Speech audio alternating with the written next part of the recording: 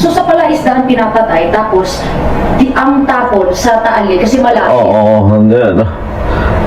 Yung palaisdaan kasi doon, parang ang alam ko, may palaisdaan doon yung isang pulis. Tapos pag doon ng parang katayan, parang slaughter ba?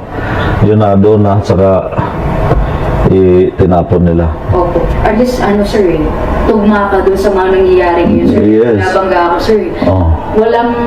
So far, wala pang mali sa lahat ng binunyag mo. Wala. Anong nararamdaman mo ngayon na lahat ng revelation mo ay Lalong mas papaniwalaan, lalong mas papanig yung mga kababayan natin dito kay Alias Toto. Hindi, pero sabi ni sabi ni Bato de la Rosa, hindi daw credible si Alias Toto, mga bossing. nakatulong magkadireksyon itong 4 years na pong nakatenggang kaso? Yes, kaya sabi ko nga, kaya nga hinamon ko nga si Mr. Atong Ang, magpalay detector tayo kung sino ang nasabi sa atin ng totoo.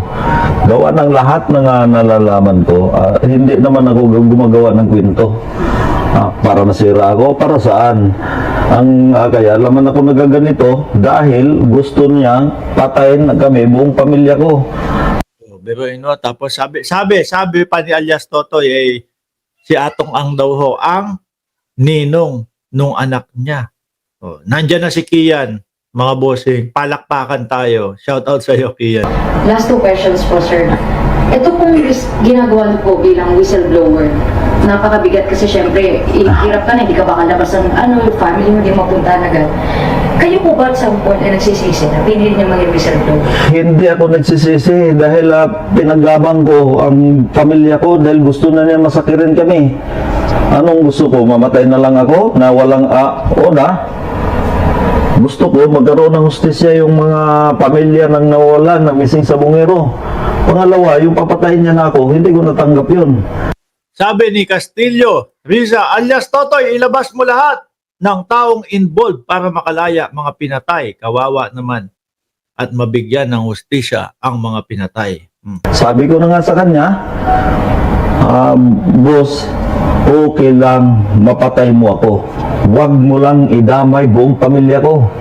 Kaya ako nag-react sa kanya ng ganito. Ngayon po, sir, ay mas mahigpit na po bang seguridad? Kasi ngayon ang dami na nangyayari. Totoo na lahat ng sinasabi mo. So, kumbaga parang kung nakita na ng tao na hindi ka nasisunod sa mga sinabi mo, mas marami na po bang threat kayong nararamdaman niyo? Ako, sanay na ako sa threat na yan. Una, wala naman ibang magpapatay sa akin, si Mr. Atong Ang lang. Hindi naman, gobyerno, kakampi ko yung gobyerno. Para saan, di ba? Hindi ako natatakot kahit kailan. Kaya nga sabi ko nga sa kanya na Mr. Atong Ang, kung totoo man yung sinasabi mo o nagsisinungaling ako, magpalay detector tayong dalawa. Isama. Ayan, may hamon, Di ba? Sabi ni JC Mose, madaling masira ang sako pag under the sun. Lulutong, kukunat. Lulutong, tapos magiging crispy yun. Pag under the sun, totoo. Pero pag sa ilalim ng tubig, hindi basta-basta. Mo yan si Judge Felix, magpalay detector tayo kami. Oo, kasi sinabi niya na kung wala daw akong basihan, ngayon, mayroon akong sa bibig mismo ni Mr. Atong Ang, sinabi niya na ang tagalakad si Judge Felix. Noong time na yun, 3 months ago, tinawagan ako niya ni Mr. Atong Ang. Nung nagsabong sila sa Manila Arena, nandun si Judge Felix, nandun si Celso Salazar, sabi sa akin, doon kausapin mo to. Magpasalamat ka. Oo, hindi ako nagsisinungaling. Kaya sabi ko, hinamon. Si Judge kung tumulong sa kaso mo? Yes, sa lahat.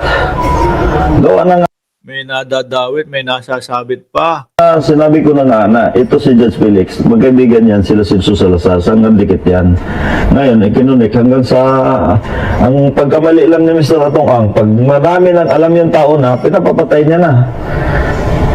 Kaya, Para wala na, para hindi na makapagsiwalat o kung sa darating na panahon. Nako po. hindi ako natakot sa kanya. Alam ko kung hanggang saan ako.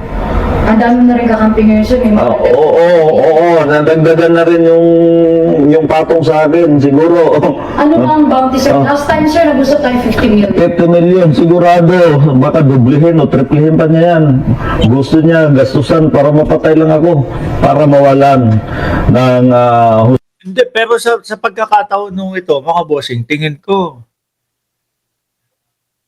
hindi sa pagkakataong ito. Kasi kapag ka ganyan ang nangyari, mga boss, baka mas lalong umano. Mas lalong pag-initan si Atong Ang. Iisipin, ako, kung sakaling may mangyaring masama kay Don Don, mas lalong iisipin na, nako, pinaligpit na. Naunahan para hindi na makapagsalita. Di ba? Oh. Justisya itong mga missing sa Bungero. Ngayon, pinapalabas niya na ako ang mastermind sa pagpatay. Ngayon lang ako nakakita na ang utusan naging mastermind. Alam ng taong bayan yan. Kaya hindi ako natakot sa kanya. Ayan ho ang mga pahayag ni alias Don Don, base na din po doon sa mga nakitang mga buto na nakasako ho, mga bossing. Pero sa ngayon ho, inaalam pa ho kung pantao o kung sa totoo o hindi, mga bossing. Yung mga nahukay na buto o yung mga nakitang buto. Shoutout sa misis ko, si Grace Bequilio. Sa masarap na pritong galunggong for dinner, ang lakas mong manginggit, Cesar Bequilio. Paborito ko yung galunggong na yan, no? Deep fry, tapos malutong na malutong. Tapos ang sausawan,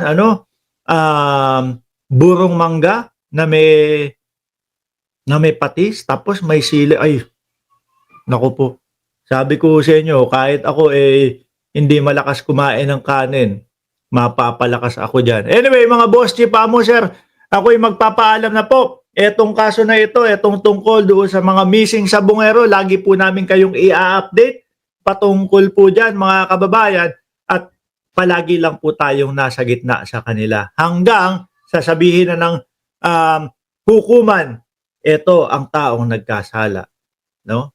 Maraming salamat po at God bless po sa ating lahat.